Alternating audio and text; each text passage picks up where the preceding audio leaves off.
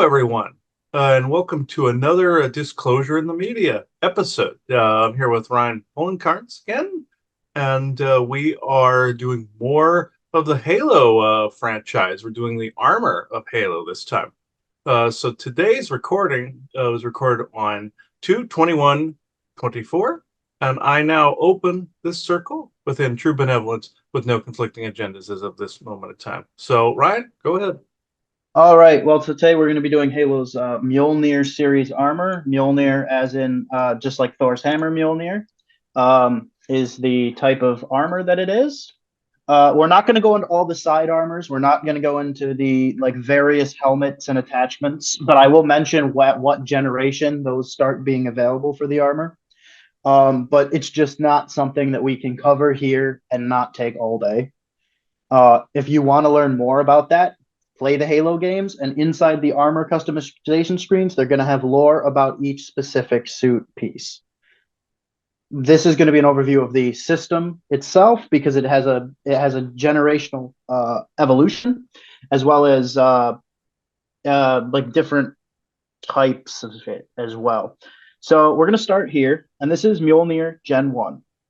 Mjolnir Gen 1 essentially is almost like power armor from Fallout, as we've talked about in the past. And all of these Mjolnir suits are essentially powered assault armor, with the later generations being more like an exoskeleton of power armor, powered assault armor that is more of an exoskeleton and more form-fitting, whereas the earlier generations are a bit more bulky and very much closer to the Fallout style, heavy, like big power armor. So this is Mjolnir Gen 1. It initially had to be plugged in. So they had like a cord that had to be plugged into a power source just to power it. It's got a machine gun built into the arm, and then it's got one free hand. It has a lot of the armor plating design of later generations, but it's quite clear that like the feet aren't the person's actual feet, and the arms aren't the person's actual arms. And that's just because it's just size and form factor that wouldn't allow that. Mjolnir Gen 1 was basically really experimental. It was new. It was actually called Yggdrasil at first, but then it was retroactively given Mjolnir, just kind of like the Spartan ones for the Orion program. And then they retroactively got the moniker of Spartans because it was basically just a test for Spartans. Many of these suits were like thrown in a pit in Reach, and then when Reach was attacked by the Covenant during the Human Covenant War, it was just they were lost. Not many of these suits remain. Some of these suits are actually used by the trainers of the Spartan 2s, like Master Chief's group of Spartans, to protect them during exercises with the Spartans. Hmm. Because the Spartans were killing the best of the best soldiers in hand-to-hand fights by accident before. Yeah. Oh, okay. Yeah, that's interesting because it's like you said, Fallout reference, the Mozen have had things like that. The Martian Germans had things like that. So and that's why you see so many references in games with the Nazis and mechs. That's a lesser known thing. People think it's fiction, but that's also part of some of the SSP and some of the Martian German connection as well, along with the Mozen, which are related to Martian German. So, This is Mark 1B. This is so Mark 1, like it had to be plugged in and stuff. Mark 1B, some of these were actually retroactively refitted to take the power cells that the Spartan armor takes.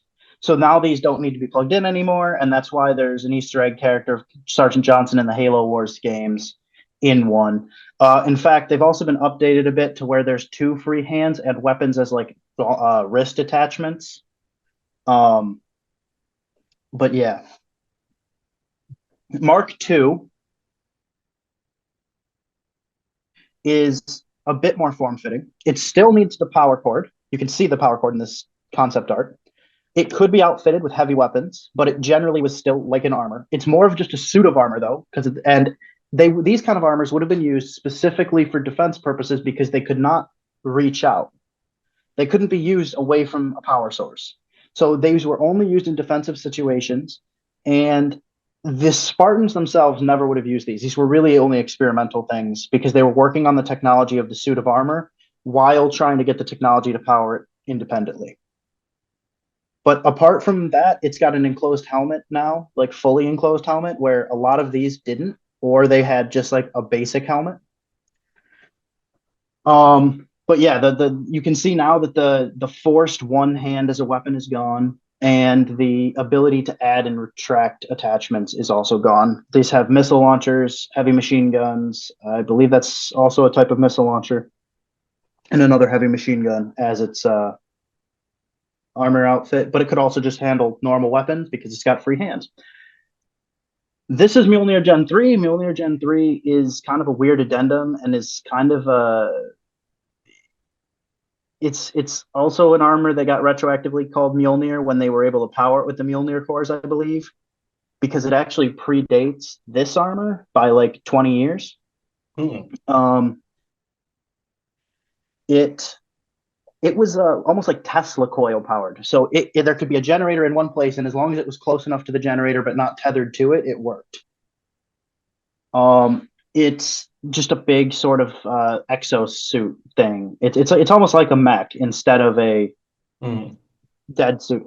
And then UNSC has things called mantises now, which are similar to this, but not exactly this. So here's the first real suit of self-contained Spartan Mjolnir armor, the Mjolnir Mark IV. Mjolnir Mark IV is uh, you can tell a lot by looking at its chest and shoulders. The helmet is beginning to look a lot more of like the classic Spartan helmet. And for all intents and purposes, this is the first suit that the Spartan Gen 2s would have had. The Gen 2 Spartans like Master Chief and Jerome and George would have had. This suit would have been with them until some of them got their upgrade to Mark V, and many of them are still or continue to have this into the Human Covenant War. Famously, Jerome and Red Team from the Halo Wars games are still in this as far as the post Human Covenant War era because they were on ice for like 40, like for like a really long time. They were outside of the known space for a while on a colony ship. And so they woke up, found Covenant, and began fighting with them in old gear. Luckily, they were on the best ship. Here's another angle of it. This is still the Mark IV. This is actually the Spartan Jerome himself, fan favorite character here.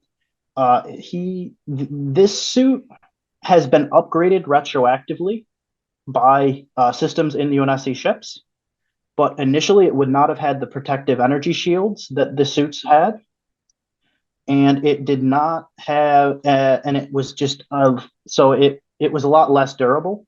The Spartan could die a lot easier, but now these have the shields added to them, and it's a much better suit. In Hmm. Halo Infinite right now, this is one of the newest armor sets. Actually, it is the newest armor set that you can get in Halo Infinite, and it has energy shields in that. So it's a retroactively upgraded suit of Mjolnir Gen Mark IV. Okay. Yeah, and I find this interesting that the evolution of these suits and even the classic Master Chief suits and everything. This is how the SSP suits were. They were slightly bulkier. I never think of astronauts suits for a second. Even that they have like a skin tight type of thing. They went from like this, how you currently see this, like some years back, to even more sleek. If you want a good idea of some of the technology as well, watch a show called The Expanse. It's actually also in there as well with the Martian Marines and stuff that are in it. But also, some of them had where you could flip the visor up, and people that were on Mars would in the SSP would generally do that, even though they would get a cold blast of air, they'd want some fresh air, flip the thing up. But a lot of the SSP soldiers on all sides use this, from the grunts to the to like the Martian Germans themselves.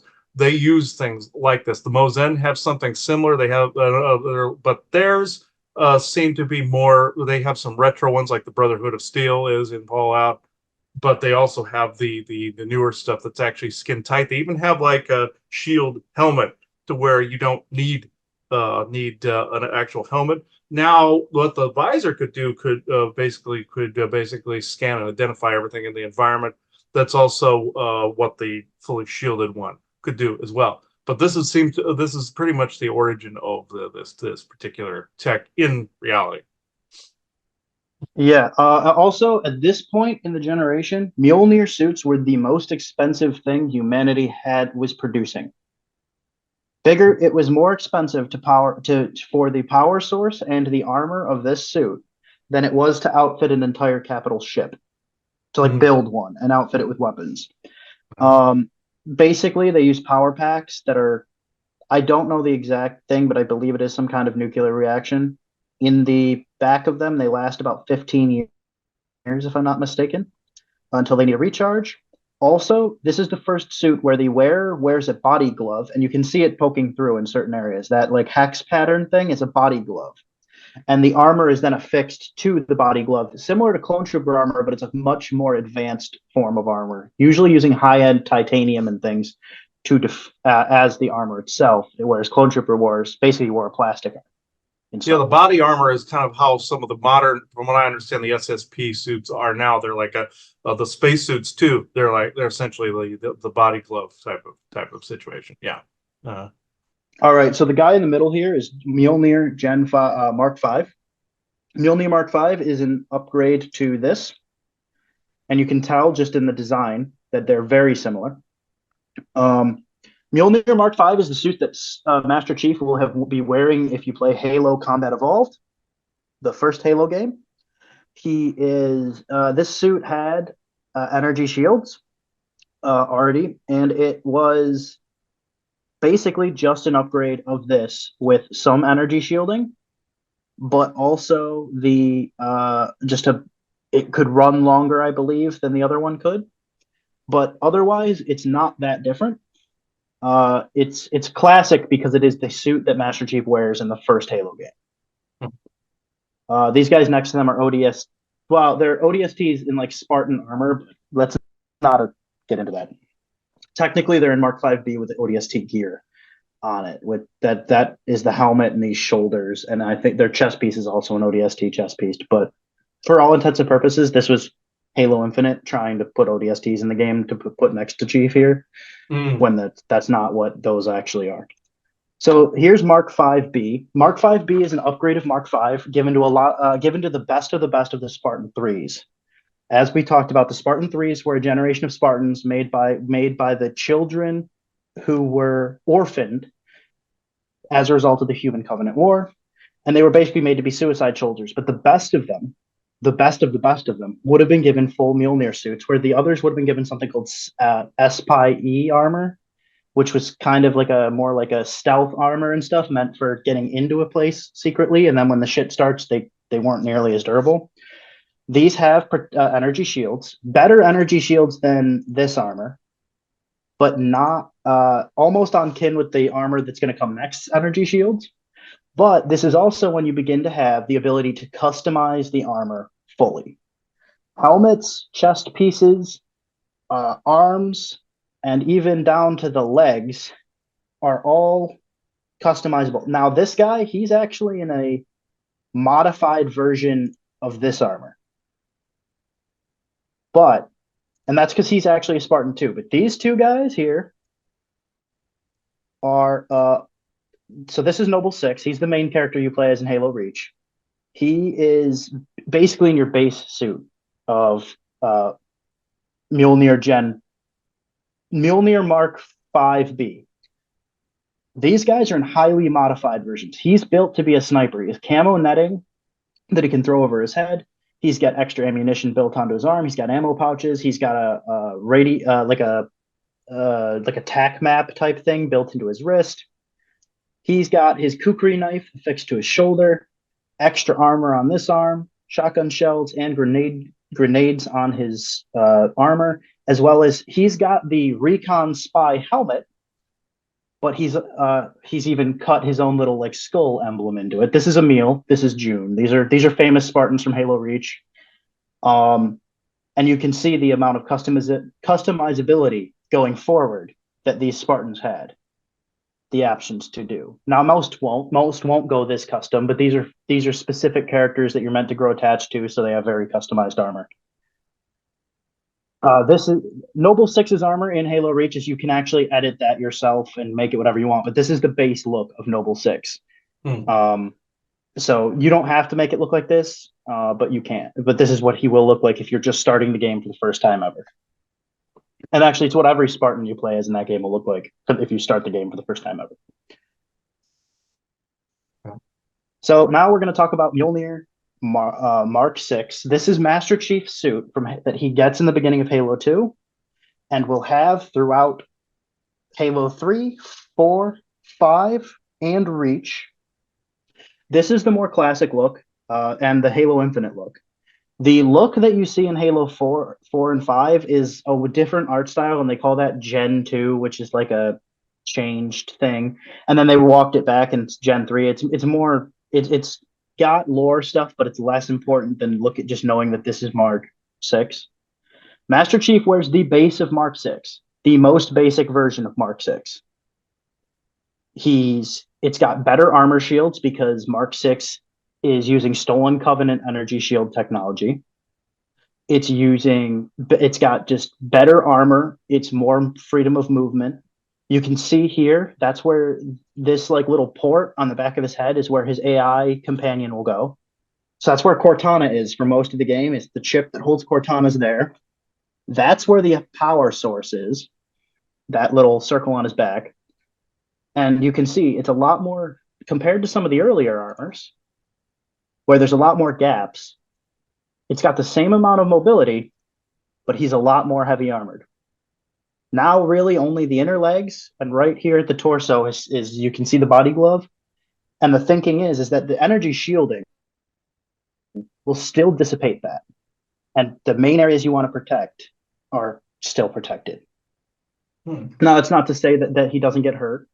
And in Halo, they have biofoam and stuff, so the Spartans will keep going, even if something pierces the body glove.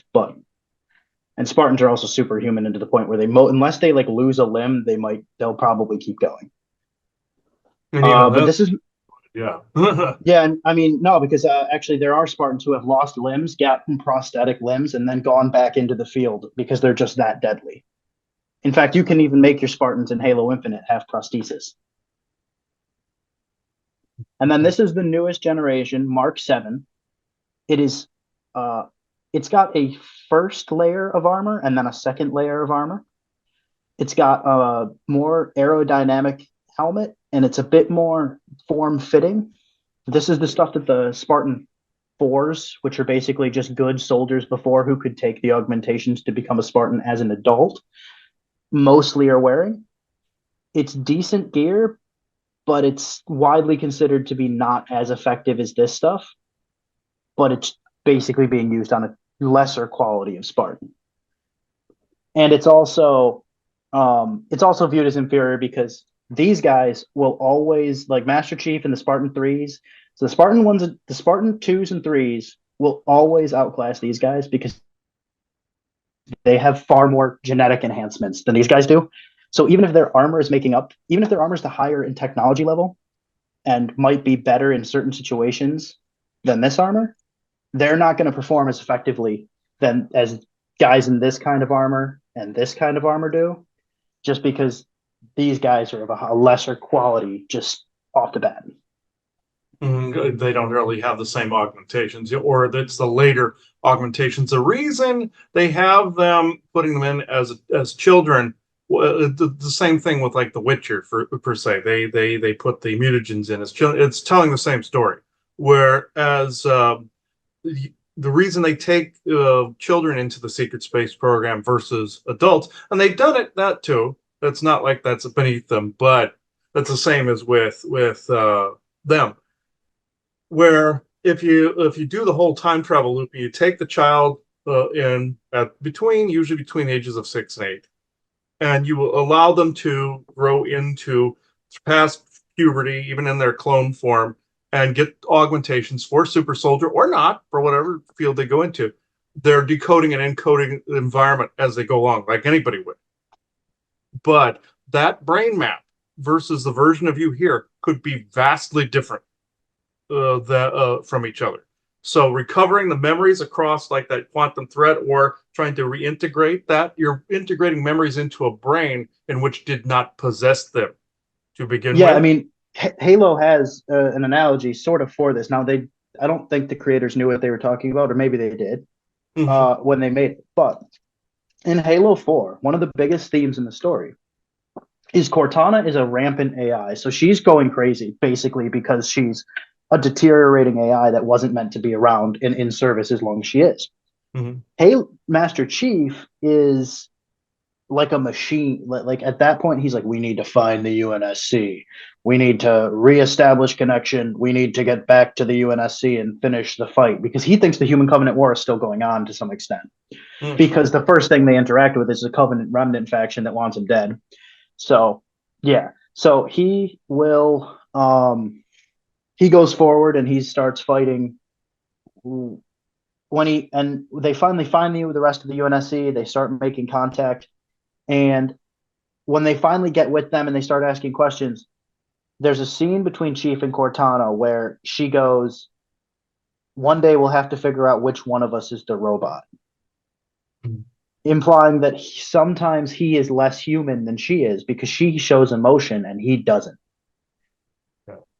And he and the Spartan twos specifically were widely considered to be sociopathic, psychopathic in some chances, and they were taken as children because the augmentations were stronger. But they were raised to be warriors. They were raised to not care about other people because they were Spartan twos. We need to remember from the Spartans episode is the Spartan twos were not made to fight the Covenant.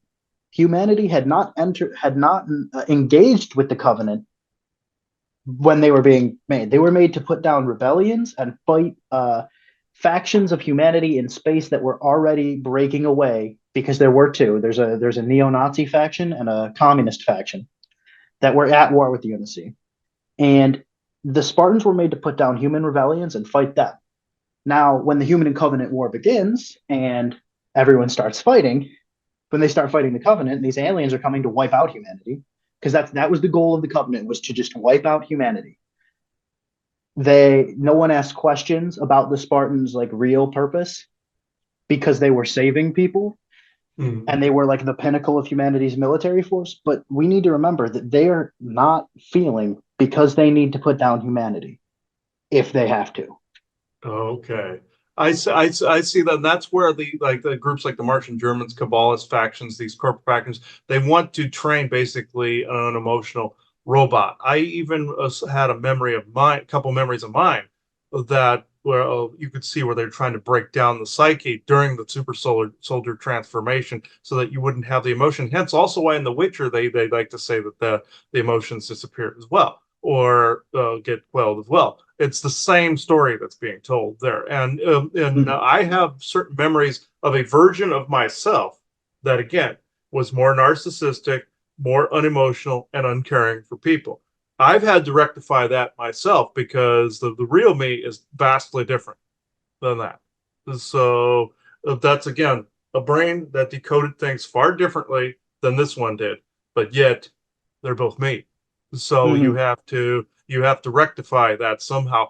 That the way they were trained that way, that's exactly how some of the super soldiers were trained to. But for alien false flag operations, from that to conquest to putting down human rebellions if they had to, the same identical thing, creating the false alien invasion, all of those things. That's essentially what this was created for. Also, like with The Witcher, getting rid of the monsters from the conjunction of the spheres. In this, it would be more of a false type of thing where they would have them going after a false alien invasion. Now you have another area that would actually be monster hunters, like the Mozen or any of those ET groups, and also dimensional forces that help out in that area. You also have Myrmidon that in the past were also like a special forces. So you have some alien in there as well. So you have all of these groups, plus you have cat soldiers, dog soldiers, those that use wolf and cat augmented DNA. Hence why you also have School the Wolf, School the Cat, and Witcher. There's that as well. So you have some of these different DNAs that have been found, conjured, created, and people they like to blame the Draco for that. Which, if you're going to blame anybody, I suppose yes, but humans took that and ran with it. when they got a hold of this tech, when they got a hold of the ideas, and when the other aliens gave them time travel tech, gave them genetic alteration type of tech, they ran with it. Martian Well, Germans, yeah. one of the things I think would be an interesting thing to see is if the augmentations done to people in the SSP Mhm. have washouts. Washouts in the sense that Halos, Spartans had washouts. There were many, many Spartans, especially in the Spartan 2s and 3s, who the augmentations just didn't stick and they had grievous health issues as a result of them. Many of them who were not so bad, many of them died. Some of them that did not have such bad stuff were literally flash frozen and then saved on ice until a cure for their augmentation, basically symptoms, was found. Mhm. And then beyond that, then they were cured of that, and then they were allowed to become Spartans. One of them becomes a Spartan trainer instead because she's in a situation where she can't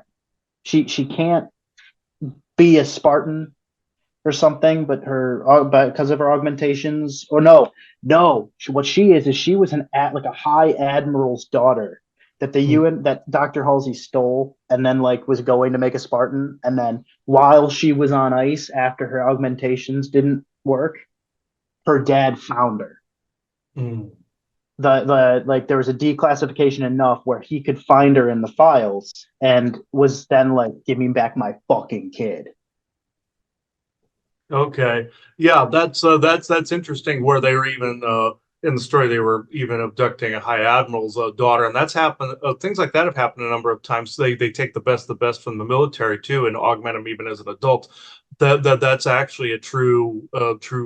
That's more of an amalgam type of story. Also, the failure in it would be like the trial of the grasses in The Witcher, where some Mm-hmm. children died in agony, kind of thing. It's the same thing. Yeah, no, there's definitely failures where they died in agony, and actually, the taking the best of the best adults and making them into super soldiers in this way is the Spartan Force. That's what the Spartan Fours are. Buck, who is Buck, and Agent Locke, who are two characters. Buck you actually see in like Halo ODST and in Halo Reach, and he's a Spartan Four now. And he's in the Spartan Four fire team Osiris that you meet in Halo 5. And Spartan Locke was like a deep Oni operative that becomes a Spartan 4 and leads Fire Team Osiris, and you play as for a decent portion of the Halo 5 campaign. And these two characters were not Spartans as children, were not made Spartans as children, but were made Spartans after a long military career after the Human Covenant War. Okay, yeah, see that makes sense. There were programs like that where they would augment already existing adults. It's like also if you see the show The Boys, where they're creating superheroes in that as well. Mm-hmm. Whereas they do it mainly as children, but then Homelander finds a way to augment adults later on. Mm-hmm. Yeah. So it's the same difference. It's the same story being told and retold, just slightly differently the way they do it, but it's the same story. I find this interesting. If you want, we can go into the channel portion, then you go in the game portion if that. Yeah. It's time. I'm already ready for the channel. There's not too much more information I can drop on you. Okay, we'll do that, and then we'll try the game footage. So that is if it decides to not be an ass. So okay, all right. I know Isaac, you're foaming at the mouth here. So let me see here. I just see images of him going, he's doing that crap. So let's see. Okay, benevolent Isaac only through the crystal, please.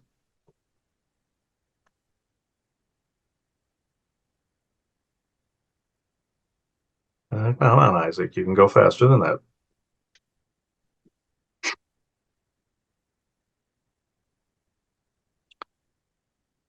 Ah, yes. My time spent back there, let's just say, some call it the backstage. There's actually a far more complex set of physics than even he knows about whole backstage physics.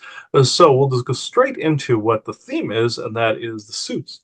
These are highly accurate towards the generational construction of each suit. They're pretty much dead on how these were created, including the test ones with the cord. That's exactly how these things were created, from rudimentary to advanced. This is actually depicting something accurate within the programs. The On Mars is when these were used. Planet conquest, as he said, also deep space assignments. There are those where someone is frozen, just like any of the Spartans were frozen in stasis and sent on.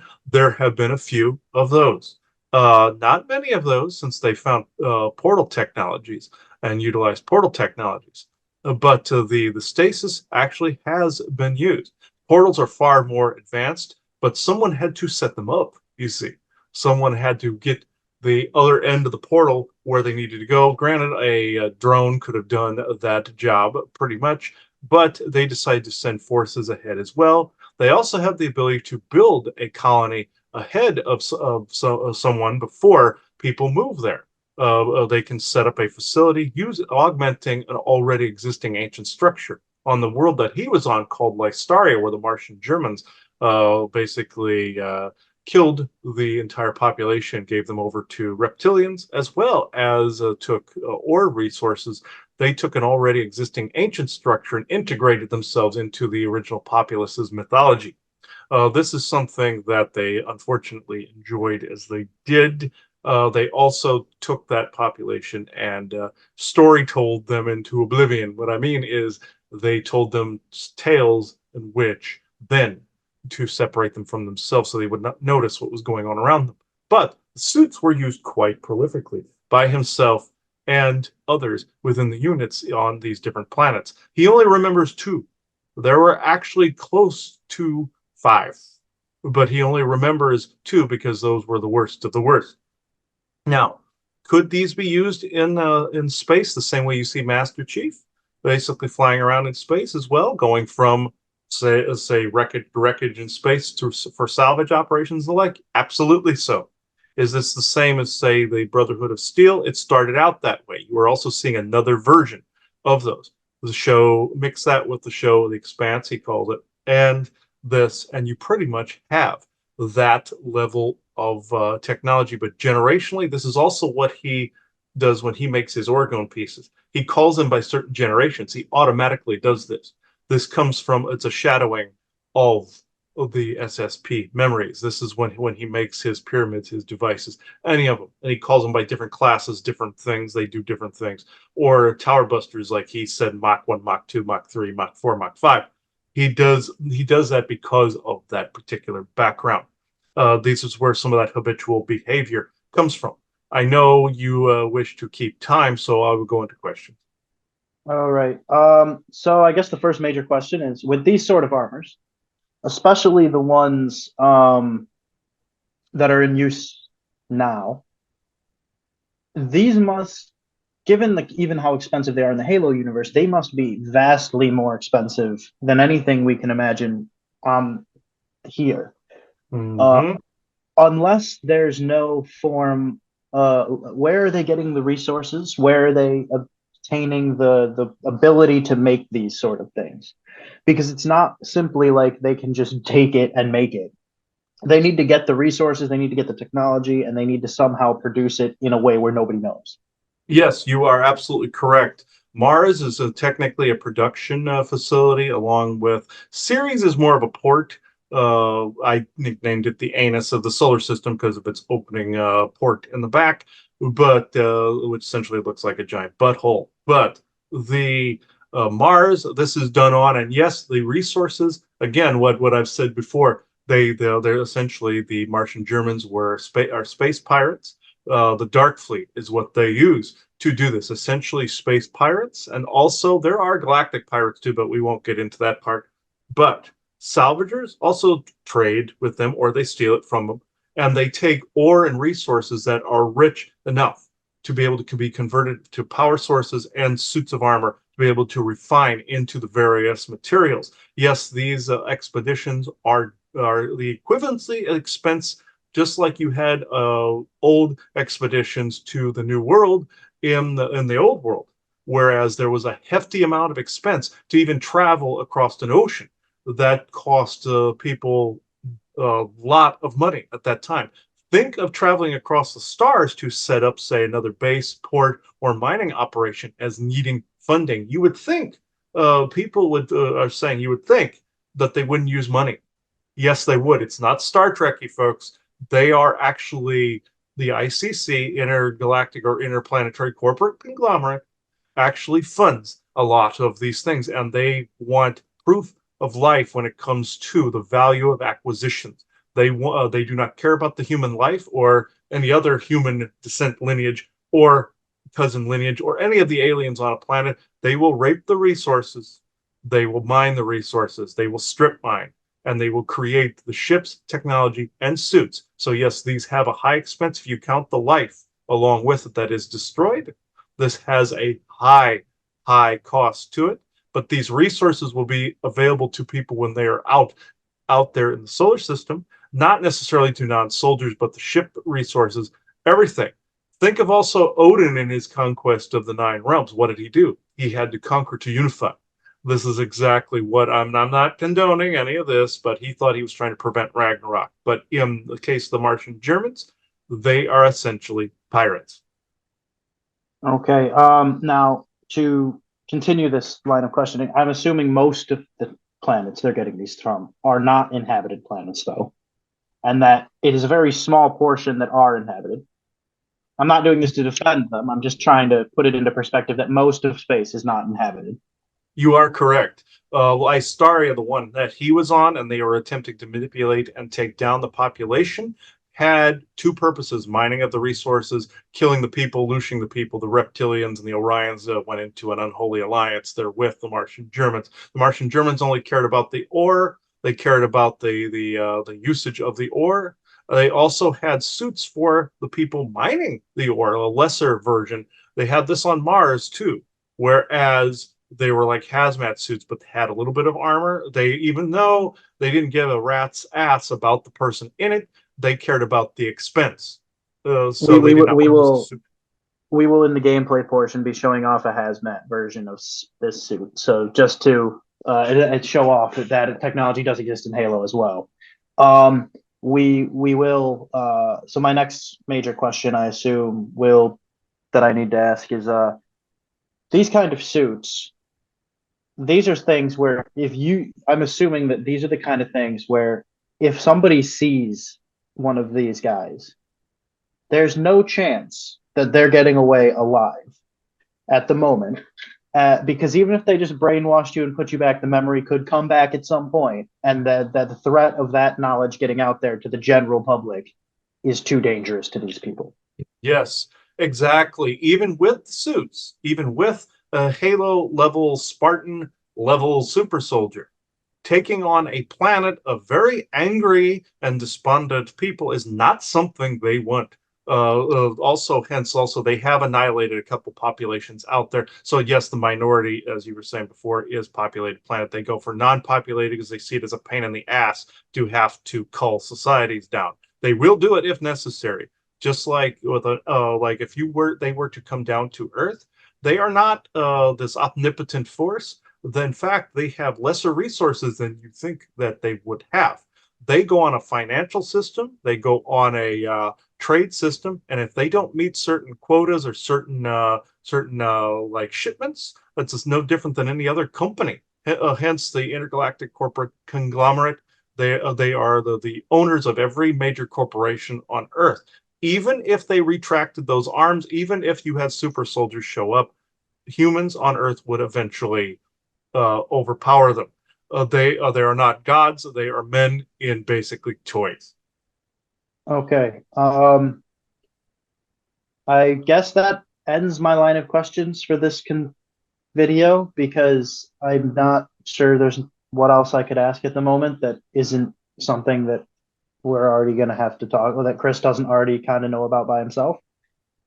So thank you, Isaac, for your time and any final thoughts you may have are able to be said. Yes, just know that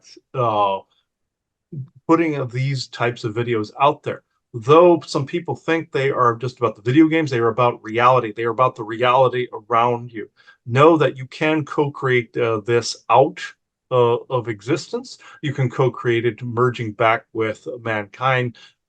These people are not all powerful, even though it has been said it would take an act of God to release these technologies onto the world, and they would have to be thrust onto the world in that fashion. That is not necessarily true. You are that benevolent source creator within, or God within. So therefore, an act of God is an act of you in this instance. So they are not all powerful. Just because they have a superior tech does not mean they have the superiority of heart. That is where all of you come in. So thank All right, thank you. you. Yeah. Yeah, I remember him in the SSP as well. He was around the Martian Germans. He didn't particularly like it. He's around the military at the moment. He's last I looked, he was in Luke Air Force Base. Physically, Isaac is in Arizona, and his brother was in near Barstow. Thorsden was near Barstow, but that's the last I knew of their physical locations. And Isaac goes back and forth between there and Hawaii, and he's been to Mars on some of their cargo runs and also trooper ship runs that went out to other planets. So he's been around them quite often. He helps people crack programming that they've put in there. Like they'll put I call it the Death Star routine, where they'll put a lesser version of programming in somebody so they can escape it later on. Just like with the Death Star, they put a flaw in it to blow it up. That's what Thorson and Isaac tend to do to help people out back there, or they did back there, so they weren't slaves to the whole process completely, or they Yeah. wouldn't lose themselves completely. So that's them. So yeah, we can. I can see what's going on. I just don't hear any sound. Oh, yeah. Let me mess. I might not record the sound. There might not be any sound, but it's just kind of. There we Can go. you hear it? There's sound. Okay. Yeah.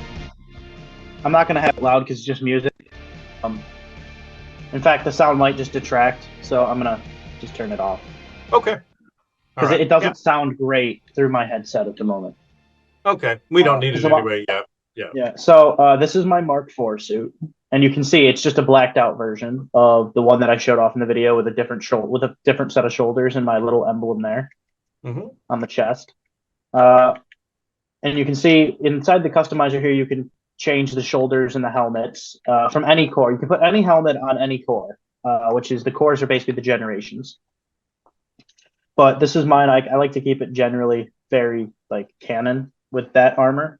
It just looks good this way, like as is, so I don't mess with it too much. Mm-hmm. So my Mark V is actually a skin for Mark 7, but you can see it's just a skin that's like in this red, white, and blue, sort of almost Captain America Spartan sort I of was just look. gonna think that. Yeah.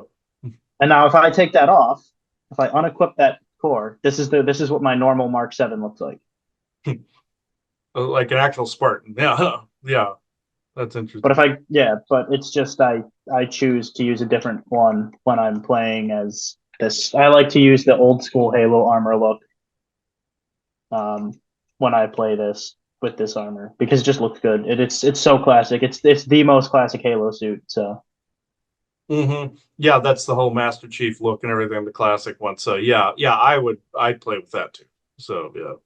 is that the right one or is there a different one? Hold on, just let me get back to having my suit be right. Mm, There we okay. go.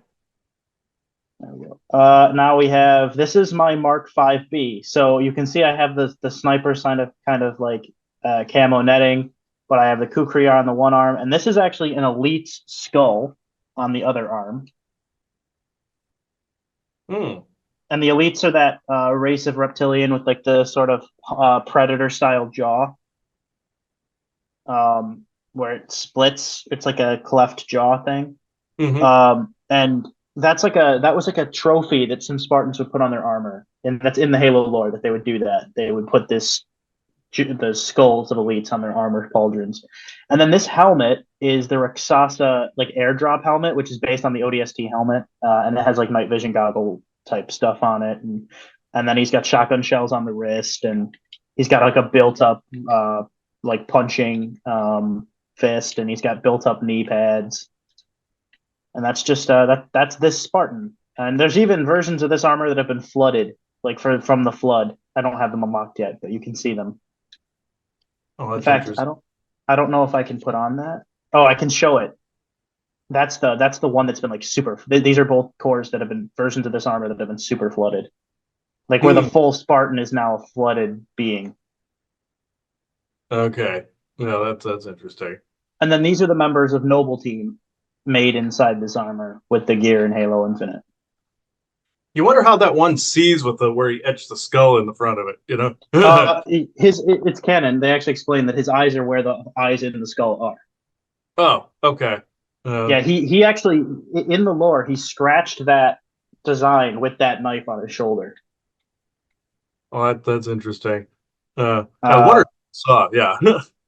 so yeah, then this is my this core is not in the mainline series Halo canon. This is actually from an alternate universe timeline thing set where like if Japan was sort of world hegemon, so all the Spartan armor is based on Japanese culture, Hmm. That's and like it's called the untoken armor. Yeah, that's like yeah untoken. it's the Yoroi core is what it's called, and I have it based like a samurai general almost of a Spartan. Hmm. That's interesting. Hmm. And even down to the shoes, you can see they're even there like different. Yeah, that would be interesting. It's too bad they didn't expand on that a little more to like a parallel universe type of scenario. And That then would. this is the world where the styles of like the First World War kind of are still in effect. And then the helmet is a more modern helmet that I just thought looked really good on this core. That's Um, more Zen style, like because they go for World War I, World War I style, World War II style. So yeah, that's interesting. Yeah. and then the color is my choice. Is I can choose to change the color on any armor set you see with these preset palettes that they have. So if I want them to be different, I can. It's just I chose that. I think the blue and the gold looks really good in this sort of like heavy or old school style armor. So this is the Rexasa core. This is a version of Mark 7 that's meant for like special lone wolf operators that are behind enemy lines. Hmm. And I made this guy look like a demon. That's interesting. Uh, that's pretty cool. Uh, This uh, is yeah, that's really cool. this is the Chimera core. This one is sort of themed on light infiltrators, and this guy I just found this armor and thought it looked cool and made it, so I made it. This is also a That's Mark 7 variant. This is the infiltration armor. So this is meant to sort of this is a version of the SPI armor, the spy armor that I was talking about, that the Spartan threes that weren't the best of the best got. This is a hmm. newer variation of that armor, and you can see it's a lot lighter, it's a lot less armored, but it's very sleek and it looks cool. So especially in that color combination that I Yeah, used, I which like is the actually the fire, the flames. Yeah, that's yeah. so here is actually the hazmat suit. Okay. That's exactly what they look like to an extent too, even with the German look. That's what they look like, even though it can vary with the headpiece, but that's pretty damn close, actually, what it looks like. Uh, yeah, that's actually pretty close. Also, people want good references for or other SSP type thing. Edge of Tomorrow with Tom Cruise, that movie, and also Aliens, but to a lesser extent with the suits, mind you. But that's SSP type of scenario. But Edge of Tomorrow had some of the suits in it too, to a lesser extent. But this one, the hazmat suits, that's exactly how the ones I saw pretty much look on Mars, and also the off-world ones that they had the workers in. The headpiece was just different. That's all. But it was more wrapped around. Some of them had the gas mask routine with the helmet like that, but other ones were more just uh, more like a hood. Uh, but that's probably the closest reference I have actually seen to their hazmat suits. So those are lesser known things from the SSP. I'm just showing off a few of the helmets on it at the That's moment. pretty cool. Yeah. Yeah. That one, the one you This just had backed up, the other one you had, uh, uh, where is it? Oh, crap. But anyway, you showed one that looked like how they looked.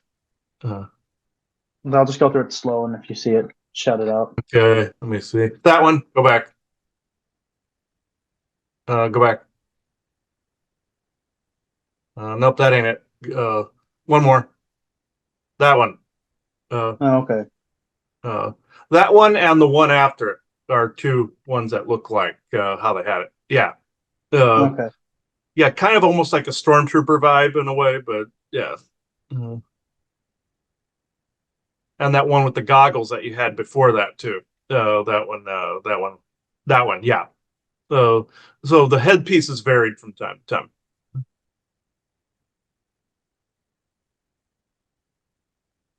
Yeah, that's pretty cool. Yeah, one like kind of like that had a droid like feel to it. Yeah, it just varied. Sometimes they had to kind of think on the fly and kind of retrofit a little bit too. But yeah, it's a lesser known part of the SSP or the maintenance people. So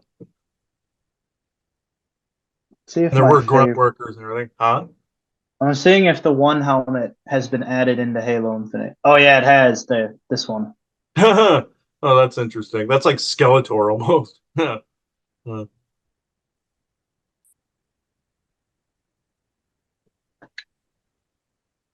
oh, that's interesting too. Huh. Oh, oh, there we go. Hmm.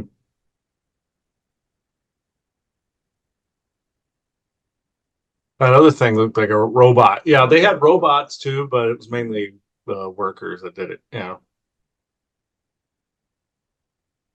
And while I'm here, I might as well show off some of the vehicles, and we Okay. won't. So we'll talk about the vehicles in a future episode, people. But I'm like the game's open. I can show off some stuff. Yeah.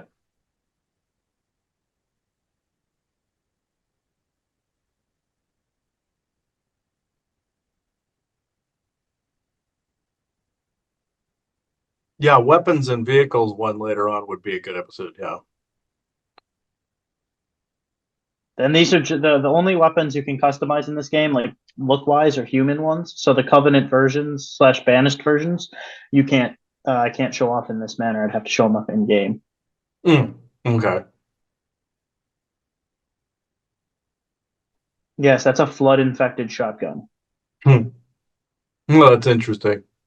It's got flood biomass on it. Yeah.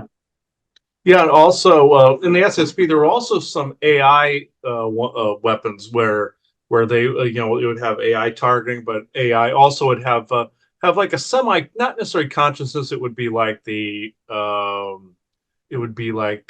Star Trek computer. It would be consciousness, but also there was a crappy, unholy piece of crap movie we saw years ago called The Last Sentinel, where Keith David was the voice of a weapon, and that was also a crappier reference to weapons. But I can go into that in a weapons episode. But yeah, they had you could talk to them and everything. It was weird. Uh, and some were classic guns and classic weapons too, but and also the different SSP factions vary on what they can do. More advanced ones are like this, and the lesser advanced ones are like regular soldiers. So yeah, uh, that's interesting. Huh. These are the AI. That's AIs. But then I'll show off the prosthesis. So there And you the can suits see. had AI too, just like the weapons, just like the weapons I said, and the suits here had AI assist as well. But So, you can see with the arms, you can have prosthesis that's just the hand. Like if they had mm, lost their hand in a fight, you can have okay, prosthesis that's all the way up to the elbow, or you could have prosthesis that's all the whole arm. okay, It's easier. I'll show it off on the left arm. You can see that that's a robot arm there. That's not. And then the leg, it's just from the knee down. hmm. Okay. Yeah, they had prosthesis like that as well, but also they had the ability to regrow limbs or regrow skin. They put this like cellophane like over the arm and regrow skin allowed to regrow. Or if an arm was severed or a leg was severed, they put this octagonal thing like ringlet over the stump, and it would access the person's molecular, cellular, solid ability to regrow a limb, or like phantom limb syndrome. It would regrow that. That's the energy you're feeling, and it would regrow that based on the original template. It would be slightly translucent for a little while, and it would have to retan and do all that other stuff, but it would reacclimate. But somebody could get that redone, like in Harry Potter, where they like regrow bones and stuff like that. That's an actual thing. So No, yeah, they can do that. it was easier for prosthetic, but it was they could regrow. Yeah, you'd have like a baby arm for a while, kind of like Deadpool when he had like the baby leg thing going on.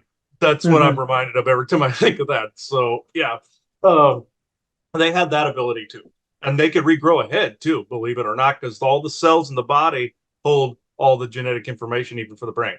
Kind of like a cockroach can go around without its head.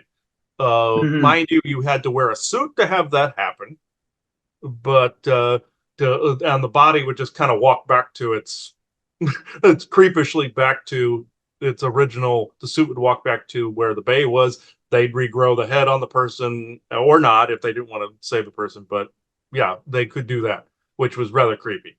So they could literally, if somebody lost their head, they could fix it. But that's the thing. Also, in order to transfer to another body, you have to have at least 10% of the brain left in order to get the consciousness out to put it into another body. So 10-15%, somewhere along the line. Some people say 30, but that's being too that's I'm slightly more you need only less than that, depending on how advanced they were.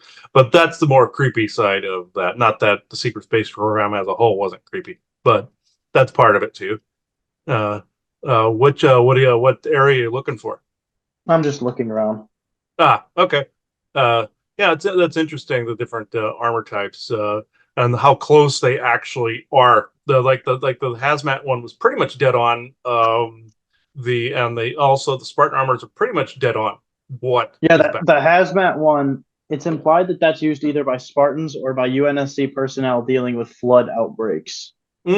Okay. Just like in on Lystaria, the planet Isaac was mentioning. When I was there, there was actually the way they got rid of the population at the end was through a plague. The Orions create plagues and cures in order to subjugate control. The Martian German Nazis learned this technique, and the way they disposed of the bodies, the people, were putting them into this vat that had like up in the mountains area where the air was thinner. They put the bodies in this acid thing and kind of this acid bath and kind of just disintegrated them. Kind of like how they built the bases here on Earth, like Area 51 and S4 or S2 rather, whereas they Hmm. took dirt and took an acid form where so people wouldn't see where the dirt was coming out of from underground when they were boring the bases out. They used an acid to disintegrate it down. The same thing went with bodies, and even the suit that the body was in. Like if a grunt there died or a maintenance person died, they throw them in there too. But those suits were mainly meant for plagues, and stuff like that as well, or cleanup crew that for radioactive stuff the Martian Germans didn't want to get into. They even stayed on the other side of a door while everybody watched. This was in a section I was in where they just watched behind a little hatch like this, or behind some glass and watched everybody, and you couldn't see them 3/4 of the time, but they were, for a supposed master race, they were pussies when it came to pathogens and stuff like that. So I say this because I'm trying to, no, I didn't want to end an episode on that, but that's part of the fact of the secret space program. So um, let's see. We could we I believe this is where we could take it out. Ryan, did you want to add anything to the end? I have not much to add except for, yeah, everybody, sorry it's a bit of a shorter one. It's just for me and Chris both are a little bit busy today. Mm-hmm. And Mm-hmm. but I think this has been a good episode, and we might come back to the Spartan gear a little bit more if in the future, maybe if people want to hear more about it. But this is more of an introduction because if we wanted to go in depth, that could take 3 to 4 hours long. If I explain every different armor pieces use and the technology that they say is how they do it and stuff. So this is more just an intro to it. If you're very interested, I can recommend the YouTube channel Installation 00 and a few other Halo channels like Halo Canon and God, what's another good one? Covenant Canon. They all have very good Halo lore videos. If you're interested in learning more about the universe and maybe some of the stuff that would apply to your own memories from the Halo, if this got your idea going, but Halo lore is super deep, and I'm just trying to give you guys the basics. Mm.